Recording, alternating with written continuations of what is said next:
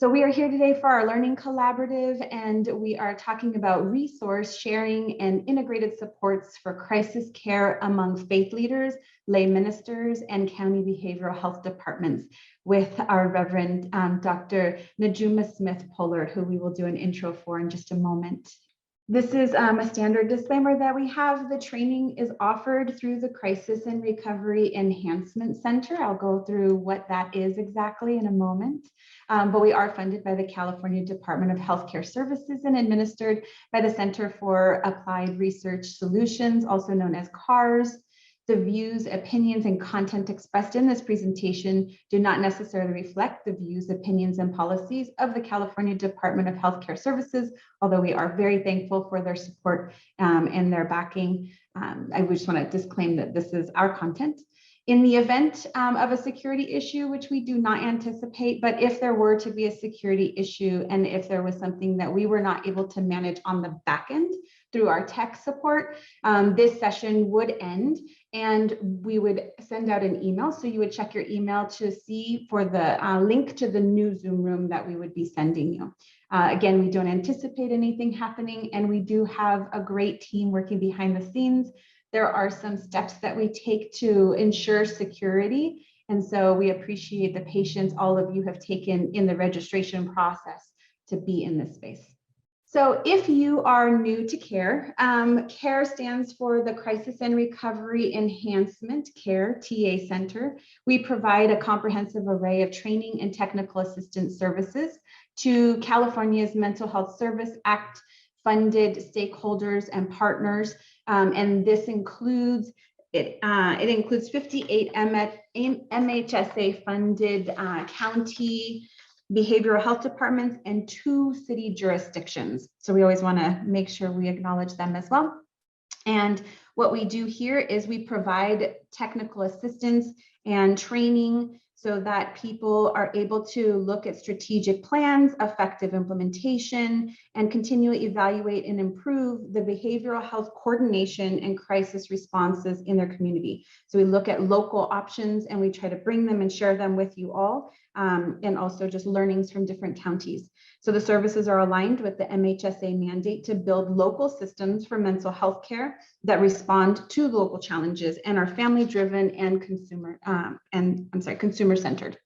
We are honored to be partnering up with organizations that are in the community in order to bring these technical assistance and training opportunities to you. So some of our partners are listed out here. Actually, our partners are listed out here. And so we work with, from the CARS perspective, we work with the Recovery and International Organization, RI. We work with NAMI, the National Alliance on Mental Illness, the California chapter to be specific. We also get to partner with C4 Innovations, and they are formerly known as the Center for Social Innovation. We work with the Research and Action Center at Impact Justice, and also with Stanford Sierra Youth and Families. So if you were to submit a TA request, and you'll have some information on how to do that in a subsequent slide, you might be partnered with either somebody internal to the CARS team or with one of our partners that are listed here that have specific knowledge in the area that you're seeking support in. And our training and technical assistance comes in many forms. So you are participating today in a 90-minute webinar or a learning collaborative. We also have cohort coaching, which is a little bit more specific in regards to topics and skills that we walk you through.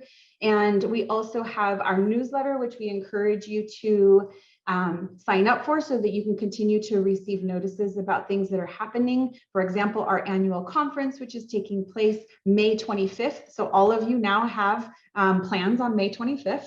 We just need to get you registered. And so we do, like I mentioned, the individual consulting, which you can access through a TA request form, which is on our website. You would log in, put in a form request, and then we would respond to that, do an intake with you, and identify how we can best support you. We do research publications, we have discussion hours, and various tools on our website, including an asset map, which you will have an opportunity to review. We will put a link into the chat. and you will have an opportunity to look at what that asset map looks like. It basically provides local resources, also looking at topic areas. So you can look in your county and then look at, for example, crisis response units, and you can see what exists there, how would you contact them, and some general information about those. So it's an interactive map you can go through. In addition to the TA requests, we provide individual coaching and we have regional trainings. We're always interested in areas that you want to learn more in, and also learnings that you have from your experiences, so that we can cross all of that information over and support each other in each of our different counties here in California. And today we are here, as I mentioned, for our Learning Collaborative, which is building a stronger bridge between faith communities and behavioral healthcare crisis agencies. So the first session that we had, which was focused on the need that people are having right now related to COVID-19 and the natural disaster impacts that are impacting the work that we're doing and the people that we serve. And that was on a mental health crisis care needs and assets scale that we were working through. Today, we are here, and I will go ahead and as we go through these slides, the next one, I will be brief because we have a slide that is a little bit more in detail that our Reverend will be able to go through. This is today's, and so as I mentioned, we've talked about the title. We are going to go into the learning objectives a little bit more in just a moment. So, our session will be focused on community-based suicide and overdose prevention, avoiding unnecessary hospitalization and incarceration. And our fourth session, we'll be looking at faith community and behavioral health department collaboration and cross-funding. And that will conclude the Learning Collaborative series in this grouping. And we do have others that are going on, and we encourage you to, again, go to our website and look at what those offer as well. So today we are super excited to have Reverend Dr. Najuma Smith-Pollard. And if you were able to see the flyer, you would be able to see that she is the founding pastor of Word of Encouragement Church and the program director for the Cecil Murray Center for Community Engagement at University of Southern California. She is a frequent speaker and panelist for conferences related to civic engagement, the Black church, and Ivy work. Dr. Najuma is a certified coach. Her program, Wake Up and Win, focuses on self-awareness and personal mastery. She also is a lover, this is a little plug, she's a lover of social media, music, dancing, movies, fitness, and travel. And she has 3 beautiful children, Dorian, Zuri, and Daniel. And we are extremely thankful to have Dr. Smith, Reverend Dr. Smith-Pollard here with us today. Good morning, everyone. Thank you for joining us today, and thank you for allowing me to share with you today. I'm super excited about this learning collaborative and being the presenter for these 4 sessions collectively. Just a little bit about myself, since it seems that many of you were not able to join us. Good morning, Ajoa. Many of you were not able to join us in October. So I'm a pastor here in Los Angeles. I've been pastoring full-time for the last 20 years in and around LA County. I'm also the assistant director, as mentioned, for the Cecil Murray Center for Community Engagement and CRCC. And my role is public and community engagement, doing exactly this type of work, in addition to some other work within our office and department. But I'm also a Los Angelian, born and raised in Los Angeles, fierce advocate for all things LA, and really see my role in this present season as a pastor, as one who works with a center that focuses on faith leadership, equipping faith leaders, to really use my voice and any platform I'm given in a way to speak for those who cannot speak for themselves, to be a voice that's voiceless, but also an interpreter of the times, and to bring people together, right? To convene and bring people together, and using those platforms. So part of what's happening today is that work coming together in one place. But I'm also a mother, I'm a grandmother, and I'll be turning 50 in January. So just something that I thought you should know. But I'm really excited about today's discussion. We have 2 kind of main goals for today, and that is a discussion of existing behavioral health services and supports provided by faith communities like lay ministers. So we're going to talk about what the church provides and offers just by way of its existence, if you will, and as it relates to behavioral health services, even though they may not be categorized as behavioral health services, they tend to lend to that. And then the second goal is a discussion on how faith communities can contribute to county behavioral health departments, culturally responsive care, crisis care continuum, right? So that's a lot. So how do faith communities contribute to these agencies being culturally responsive? We're going to talk about cultural responsiveness and how it's deeper and bigger than just an individual's color or race. Someone needs the slides enlarged if we may. So we have 3 learning objectives to gain data and real world examples. So we're going to look at a real world example of the LA County Faith Advisory Council I'm a part of. We're going to look at ways that faith leaders can provide stakeholders in this culturally that can lend to crisis care agencies being culturally responsive. And then we're going to consider some key moments of prevention, intervention, and postvention. So we'll get into that in a little bit. So those are our 3 main learning objectives. We introduced in October a big idea. And the big idea is this, that faith communities are embedded assets, and they lend to the efficacy of reaching the community. So when behavioral health crises care agencies work with faith communities, and faith communities work with behavioral health crisis care agencies, it leads to a more effective way of reaching the community and making sure the community gets its needs. So we're really talking about a cross section of working together. I heard a wonderful quote today that I want you to write down. Nothing changes until people meet. And this is what we're talking about, meeting on the bridge. Behavioral health coming from one end, faith community coming from the other, and the 2 meeting together to really build a stronger bridge, but also to meet the needs of our community and our constituents, our members, et cetera, et cetera. But nothing changes until people meet. I thought it was a beautiful quote. So our discussion today is going to be broken up into 3 simple buckets. One about collaboration, cultural responsiveness, and then key connections. So collaboration, cultural responsiveness, and key connections. We talk about collaboration, working together. Cultural responsiveness, how do I meet the needs of people really where they are at, beyond looking at an individual or community's race or color? There's deeper than that. And then some key opportunity for connection. Okay, so let's get into collaboration. So here is a real-time example and the power of collaboration. Let me just say this, for those of you that are thinking about seeking funding, and that will be talked about in session 4.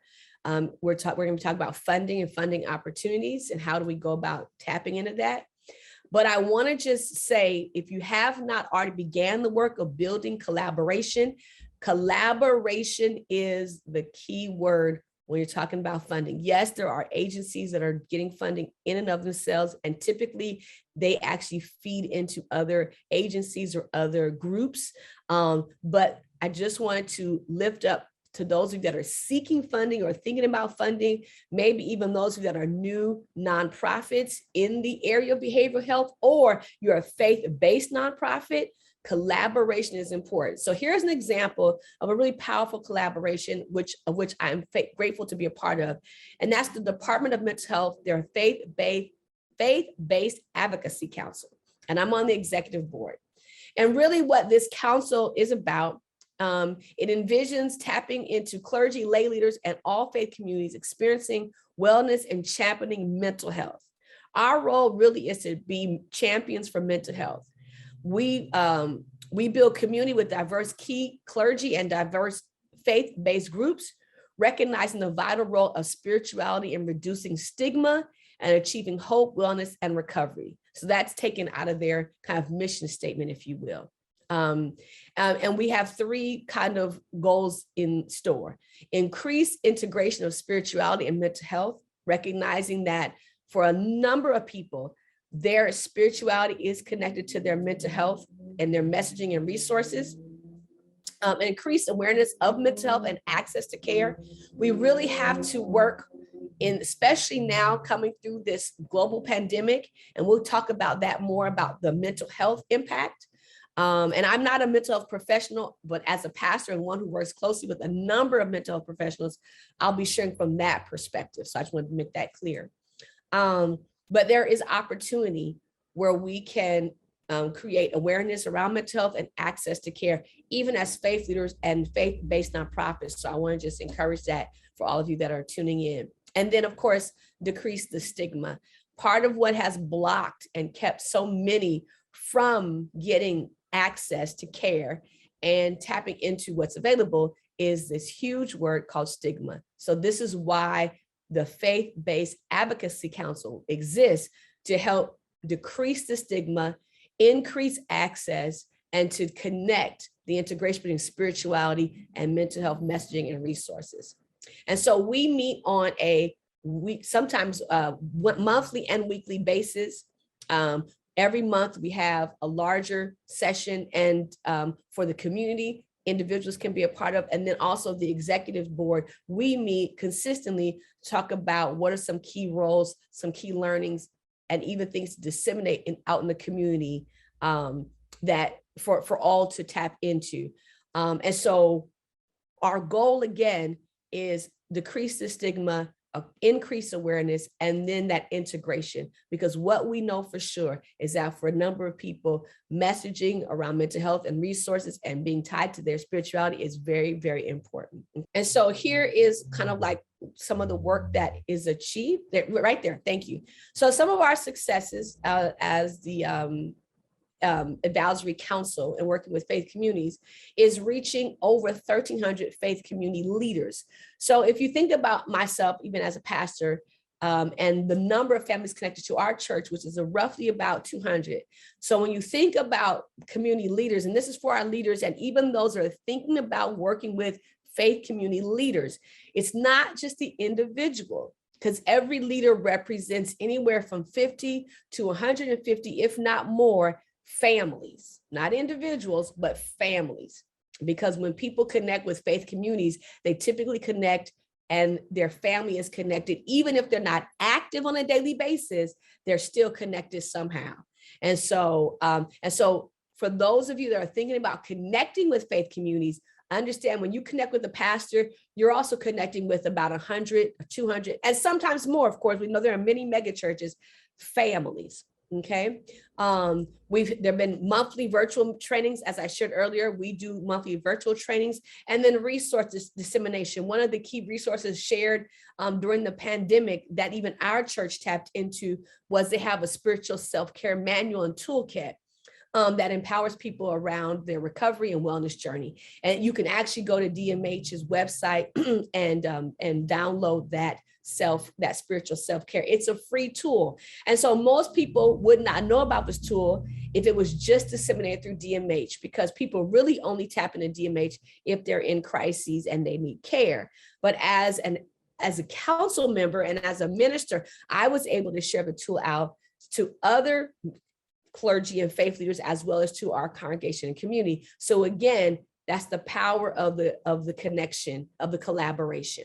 We've helped to remove barriers to DMH. So people who need to tap into the Department of Mental Health, removing the barrier and the stigma around such moments, and then representation in each spa. And so because there are faith leaders from all over LA County, every spa is represented when we have our meetings. And that's important because you have certain spas that need more attention, more services than others.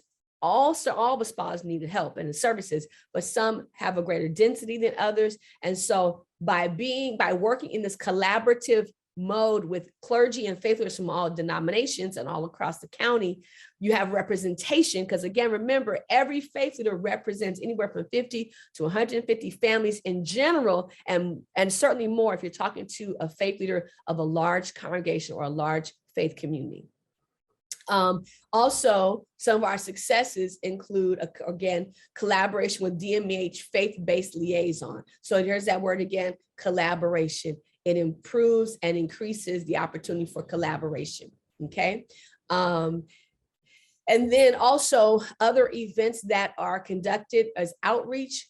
We have our clergy breakfast and roundtables. And again, these are additional ways for collaboration, additional ways for conversation, additional ways for resource dissemination. And all this is happening in real time as a worker with FBAC, but also for our communities and our congregations.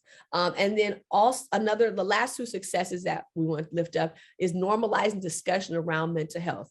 And so here's what I would say to the clergy: by being part of the DMH Faith Advisory Council and doing their trainings, and so everyone's invited to their trainings and being part of their network, is it helps to, even as the leadership, clergy, to normalize the conversation around mental health. So even whether it's across our pulpits, well, pulpits are now virtual for the most part, but across our pulpits, our social media, our use of whatever communication as it relates to newsletters, things like that, we normalize discussion around mental health and really bring down and break down the stigma and that taboo. And then, of course, the cross information sharing. There are oftentimes DMH has great information resource for the faith community and vice versa, okay? Some of the challenges that we still continue to face: consistency, technical assistance, and data collection. And what we mean by that is really getting people to be consistent in this conversation around mental health. And then technical assistance, faith-based organizations, churches needing technical assistance. And so we want to increase capacity there. And then also data collection. What doesn't happen oftentimes with faith communities, there's not a lot of data collection around how they are servicing their congregation and community in the area of mental health. And so there's not a lot of data collected. A lot of it is qualitative and not quantitative. What we believe we're doing, what we sense that we're doing, what we see, but not necessarily actual data. So those are areas of capacity building. And anyone on this session that has opportunity where we can increase capacity, or maybe you and your collaboration can increase capacity in these three areas, we welcome that as well. So thank you. And so, faith communities offering culturally responsive assets to county crises, agencies, and services. So we talked about a real world, a real time collaboration, right? What does a collaboration look like? And before we get into this, I want to ask this question. I want to challenge you to think about potential collaborations. And this is important because it's going to tie into your homework. What are potential collaborations for your congregation or your agency? Okay, so we just talked about collaborations. Now we're going to talk about cultural responsiveness.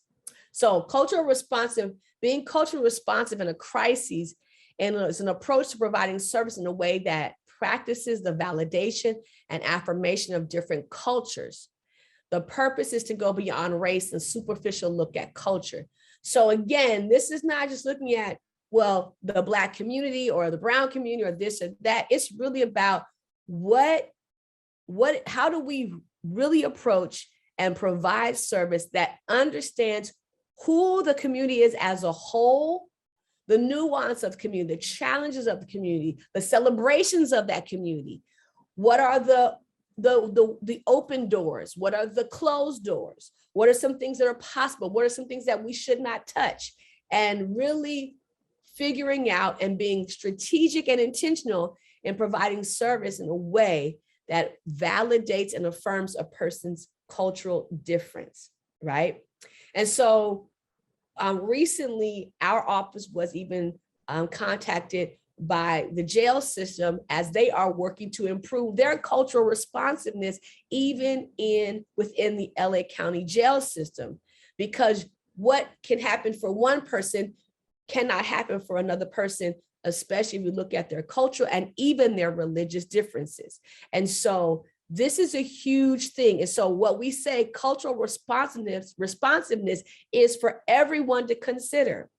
And what this does, it actually helps to minimize the error or the issue of superior and inferior. It's really understanding we are all different. We approach life different. We respond differently, and validating and affirming that across different cultures.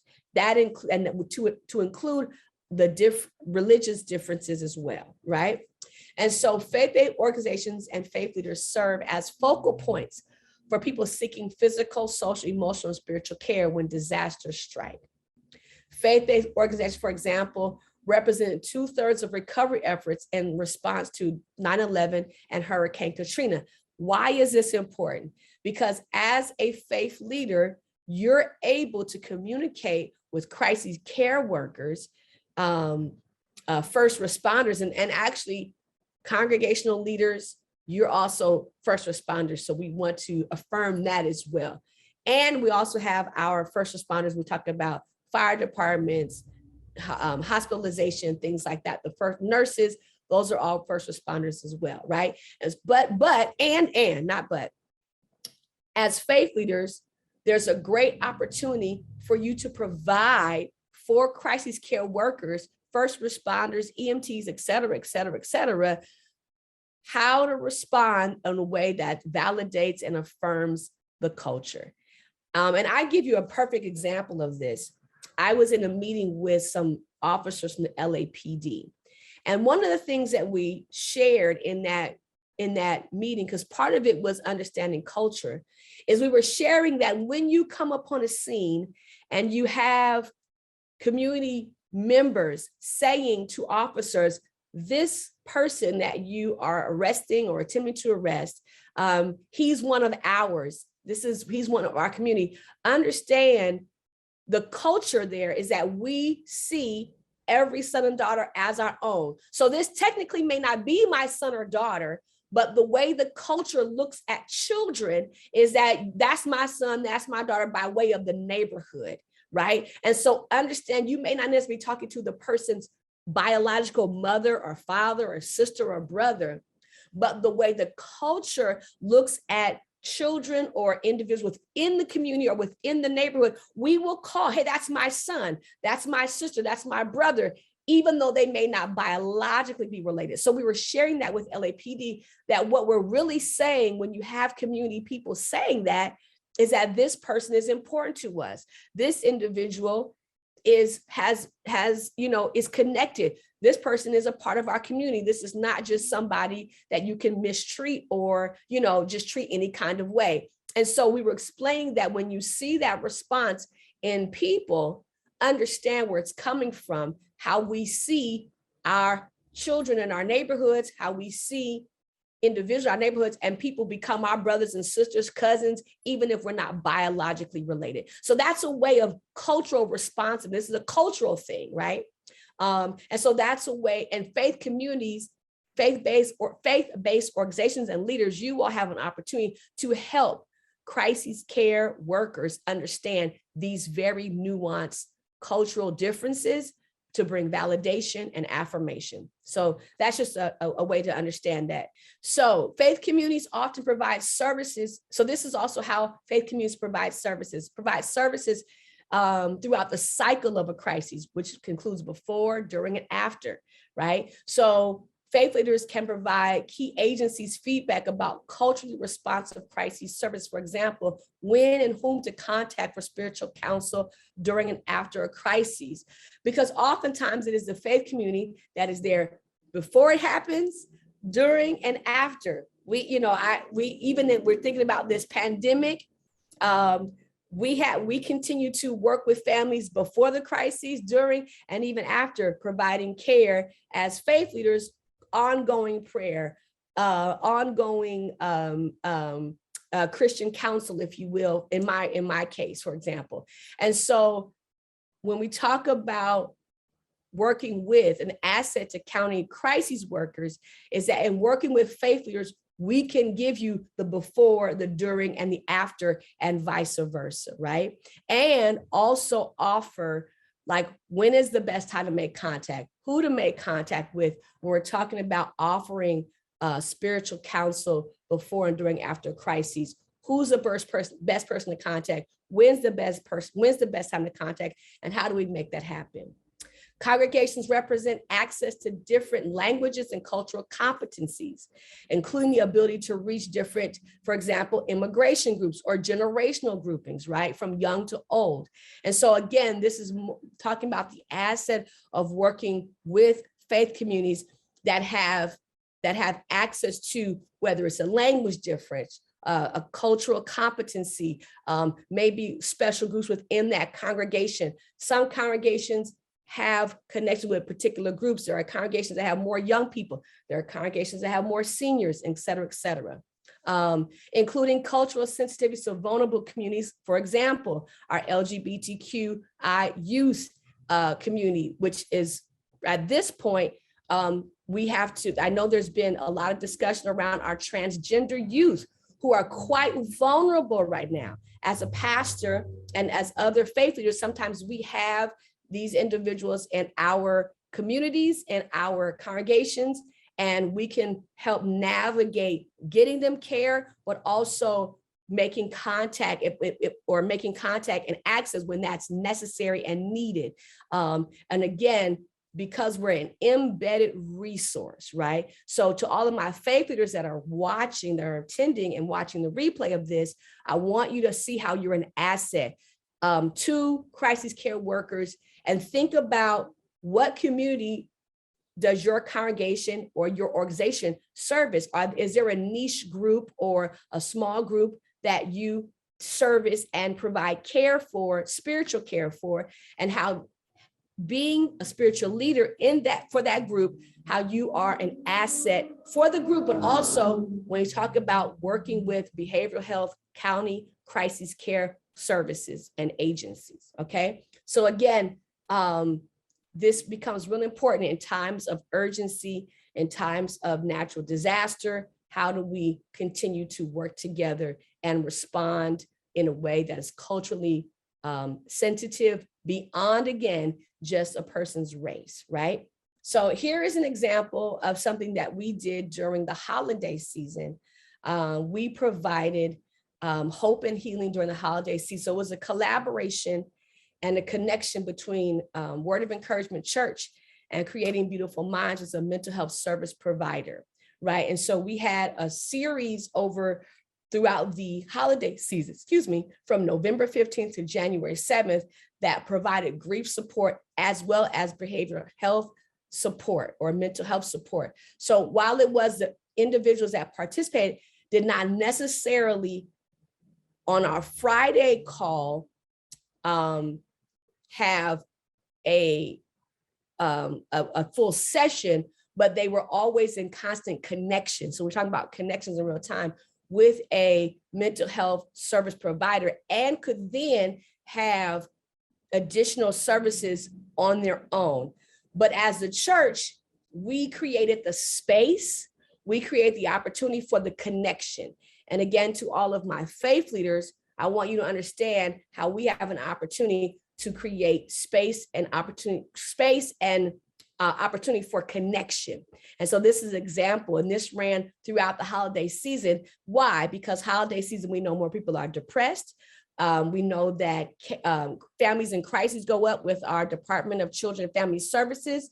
We know our hospitals are overloaded with people coming in who are having episodes of all kinds. And so this is an opportunity to provide support for those who are dealing with grief. And we know particularly throughout the pandemic, because of the number of life loss, because of the number of lives that were lost during the pandemic, a lot of people this past holiday season were having Christmas, Thanksgiving, and New Year's without a loved one or without loved ones, right? And so we wanted to provide that grief support. And again, this is just an example of a unique connection that was between the church and the mental health service provider. And this is just an example of the ways in which we can collaborate, tap into cultural be culturally responsive, and connect all together, okay? And so feel free to replicate that within your congregations, within your organizations. This is just something that we did, but this can be replicated, and it can be replicated at any time throughout the year, especially in a time like this. We're going through COVID pandemic, this global pandemic, and everybody's dealing with some kind of grief, some kind of anxiety, some kind of challenge. And so when we talk about connection real time, we want to encourage working with faith communities to identify opportunities for three things. Number one, prevention. And here's an example of that. What would it look like if we had, maybe during the summertime, trauma-informed youth activities during Vacation Bible School? Most congregations have some kind of Vacation Bible School or some kind of summer programming. I just use the term Vacation Bible School because I know it's a term that people are familiar with generally, but it's a time where school-aged kids come together and do some kind of spiritual, biblical training and or summer programming. This also may be a great opportunity to produce some trauma-informed activities for prevention. So these are just examples of ways that faith communities can work with our behavioral health crisis care agencies and vice versa, opportunities for collaboration. So while you have the youth available during the Vacation Bible School, it might be a great opportunity to do some trauma-informed youth activity around that can help prevent help prevent any response to trauma that young people might be facing or have to face in the future. Intervention.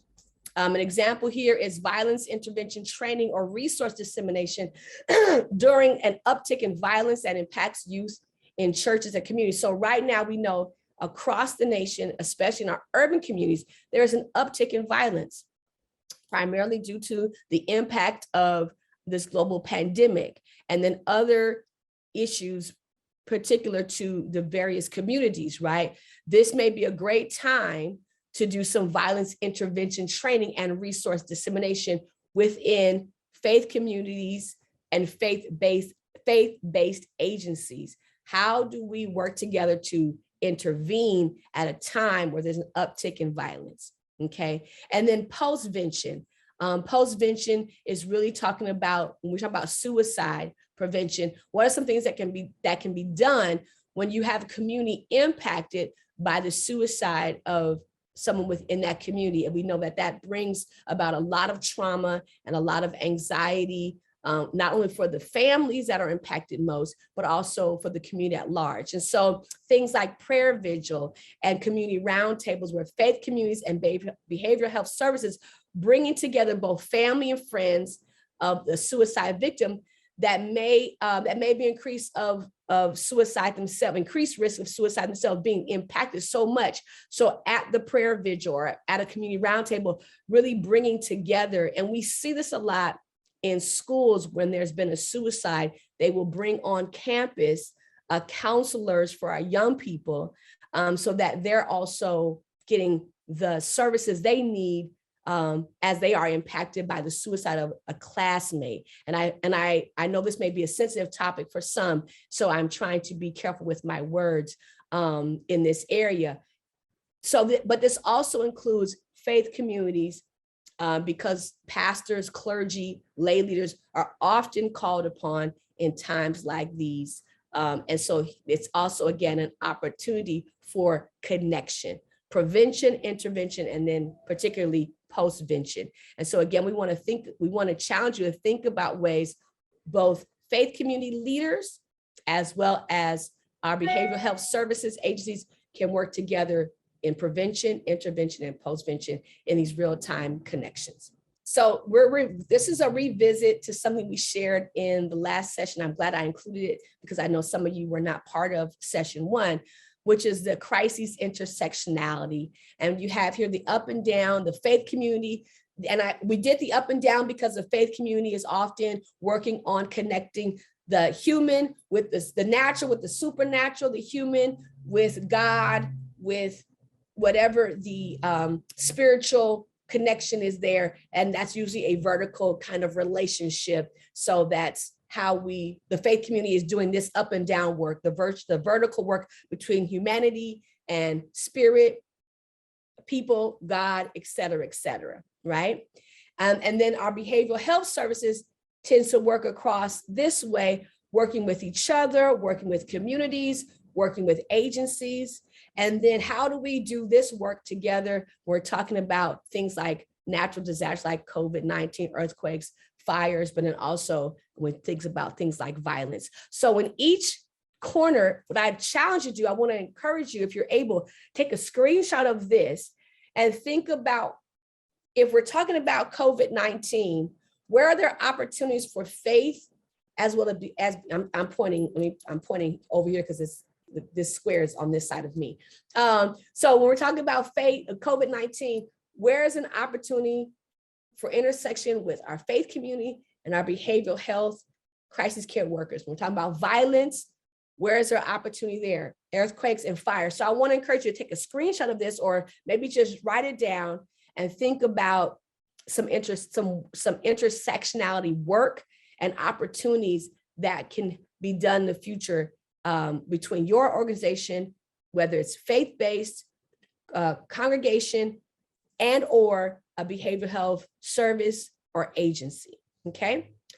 So that's how we put that graph there. And maybe you can think about 4 opportunities that can be even worked throughout this year, or be prepared for the next earthquake, or prepared for the next major fire, or prepared for if there's an uptick in violence in a particular community. And certainly we're continuing to work through the global pandemic around COVID-19. So here are our questions.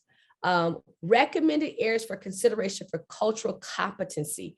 Maybe you have some recommended areas, some other things that we did not share, or you're thinking of some ways, some areas of cultural competency that we want to lift up here. And then the other question is how faith communities and behavioral health service agency workers can work together. In my own experience in my own community, several things have come up. Counseling people around access to services for folks who are poor. Mm-hmm. Yeah. How do you deal with housing stuff in particular? Mm-hmm. There's a local ombudsman, and I found out about all of that in order to be able to help this one person. And then also we've had a congregant who was blind and was treated abominably in her assisted living place, yeah, being housed with someone who was not only suffering from their own mental health crises, but in dementia. Mm-hmm. And you can't house those 2 people together because a blind person has to have things exactly where they put them in order to be able to navigate. So those were 2 areas that came up for us. Wonderful. And those are perfect examples. So thank you for that, Reverend Molly. I believe we also have Mr. John Byram. Yes, John. Yeah, I'm not a mental health provider, and I'm not faith community, but what I do is work in alcohol and other drug prevention. And one of my biggest shortcomings is getting the faith community to get involved with our coalition. And I want to say this, John, and I think what you're saying is exactly why we're doing this series of sessions, is to bring together the work you're doing in the faith community. Deborah, and then Ajoa. Hi, my name is Evangelist Deborah Joe. I am a graduate of USC School of Social Work, and I also am a community advocate. And what I recognized when I was out there on the streets of Los Angeles is that a lot of faith leaders aren't active listeners. And I've seen a lot of counter-transference, you know, and we have to be very careful really in regards to the counter-transference, you know, because sometimes it can be a hinder, you know, if we do not use wisdom. Yes. You know, and I just, my desire is to build on my education. I also have a master's in psychology, and I have a bachelor's in human services. And my desire is to be a servant. Wonderful. You know, and I also was homeless for 4 years. So I know about that community, but the bottom line is just to be an active listener Yes. and be very cognitive of the countertransference, because I've heard from so many people when I was out there Mhm. how people think they know, but they don't listen to them. Absolutely. So again, this becomes, and thank you for that, Reverend Deborah, this becomes another opportunity for collaboration, cultural responsiveness, and connection. A listening session, whether that's hosted by your organization or another organization, but creating space for a listening session. And this, again, we're trying to build collaboration, cultural responsiveness, opportunity, because when I listen and I know who you are, I really know who you are, and then allows me to create opportunities for connection and working together. And so I just want to put that out there for everyone. When was the last time you created space for a listening session? You know, whether that's to provide information or to provide a service. A listening session is a great opportunity for that. So that's just something to think about, to actualize what we're talking about today. And both communities can do that. Our faith-based organizations and congregations, as well as those of you that lead behavioral health crisis care teams. Ajoa, our friend Ajoa, you can unmute yourself. Hello, everyone. How are you? Good, thank you. It's good to see you. Good. So for me, I'm trying to make sure my background is not up. For me, and being one that's been in the church since I was a youth, I think the experience I have, and I was a teen mom, is that we do not have enough support and services for pregnant moms and families. And even the family unit of, you know, getting the synergy for those who are not married with their partner, whether it's a boyfriend, whatever the situation is, so that we could create unity and peace for the children, right? I always used to teach when I was a perinatal health educator that your child very well, you know, might, in most possibly, but I don't know in our day and age anymore, outlive your relationship, meaning that if you all don't stay together, your child is still growing and learning and receiving of you. Mm-hmm. And so I think it's critical that we look at that, especially when in the work that I've done for Black Infant Health and around LA County for the past almost 30 years. When we're dealing with now is a lot of racism and bias, and women, especially Black women, not being heard by their providers and those who are caring for them, which has led to our mortality and morbidity, not just for Black moms, but for Black babies as well, mm-hmm. within their first year of life. And then during the pregnancy and post-pregnancy journey. So it would be good if we had our churches that would be able to surround and celebrate. We know what the word says. We know, you know, sex outside of marriage, all of that. But nevertheless, you know, we have a role to play, and that's, you know, sometimes loving the hell out of people. Mm-hmm. Whether we're in agreement with their lifestyle or not, you know, our role is to love, right? Mm-hmm. In spite of, and share messages of hope and share messages of restoration and encouragement. So that's one thing. And then the biggest for me is the mental health piece. We are losing so many. Janice Martin, please. Hi there, everybody. I just wanted to add quickly, you know, my experience is I'm an ecumenical liaison, so I'm working with in between community and the faith community, the basic community and the faith community all the time. But one of the things that I'm really experiencing is a communication gap. Yes. It's both relational as well as generational. And so what I see that is a big deal that is missing in this process is being able to hear voices from a younger generation and being able to facilitate that. And I know that, you know, 20 years ago, when I was working in the faith community, there were all kinds of groups that had train the trainer kind of programs where tools came in and you were able to help people in different facets of ministry or community. And I don't see that happening. And I know that technology has created a barrier generationally and relationally. And so I don't see an opportunity for young people to have something that looks like that, whether it's via technology or something else in the faith, in the embracing the faith context. It could be around, like you said, Pastor Najuma, it could be around a vacation Bible study, but it could also be a weekly group where their voices are heard and opportunities to talk about things like mental health and behavioral health and survival skills. And all of those things are embraced in a holistic way so that they're learning what they need to learn, but they're hearing it at a different level, like when kids go to, to children's church versus going into the main sanctuary or whatever. So I just want to put that out there for people to stir their innovative brain tissues or brain matter so that they can think more creatively about how we reach every sector as well as every level in our generation, so that we're embracing the same language, maybe in an age appropriate way. Absolutely. And I think reaching our young people is so key. So here are kind of some next steps that we want to encourage everyone for our behavioral health services or agencies and our faith communities. Number one, identify a faith community and or a behavioral health service to work with. So pick one. And when I say pick one, I mean just arbitrarily pick one, connect with one, build a relationship.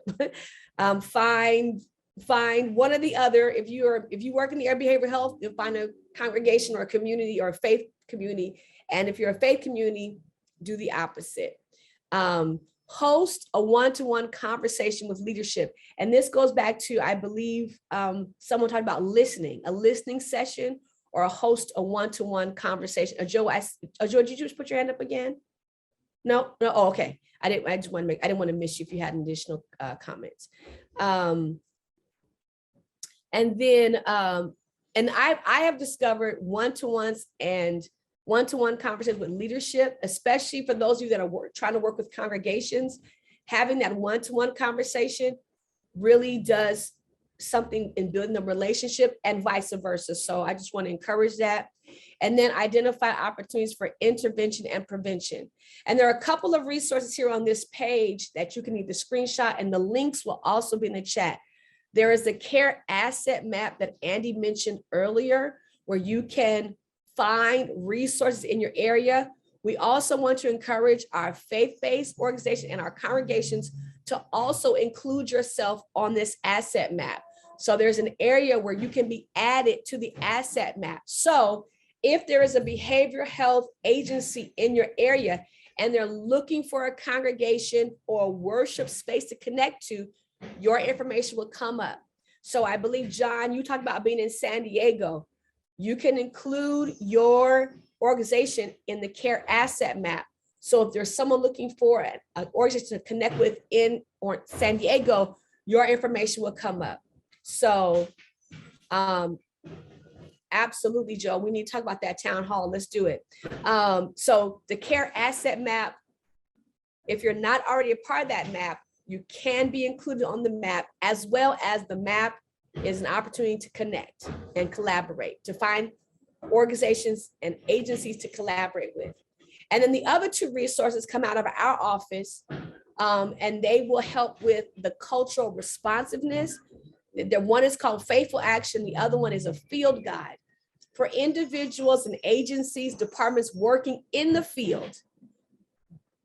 These two resources offer ways in which to think about cultural responsiveness, particularly around religion and people's and the different faith groups, but it's very helpful when you're trying to work with a particular faith group or congregation or community.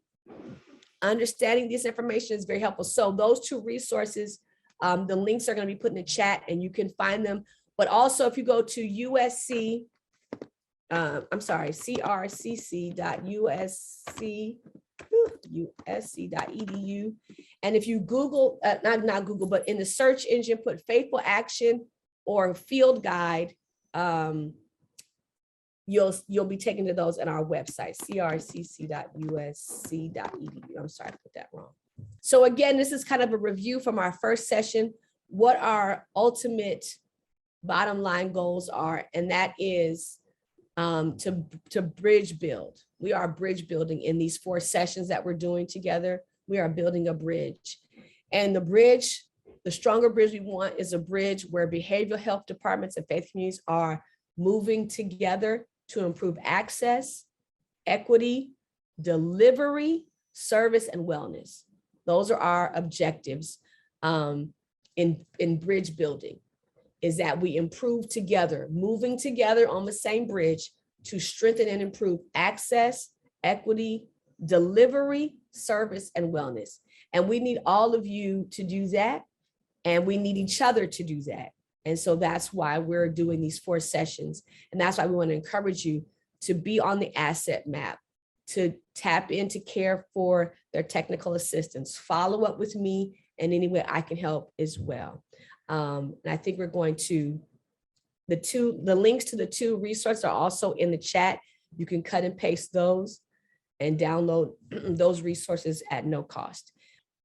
You can also log in and do a TA request. And so that basically connects you to, you would make a TA request, say, this is what I'm looking for. And then we would go through our inventory of people that might be able to help you to respond to that need that you have. And those are at no cost.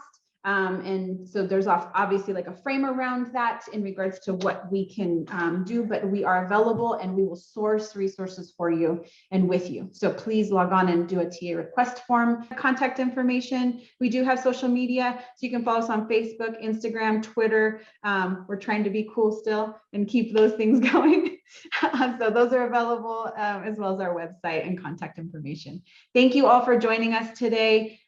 Yes, productive session, thought-provoking. So Miss Joanne Russell is closing us out today with that last message. We appreciate you all being here. And thank you, Reverend Dr. Smith-Pollard, for everything you've contributed.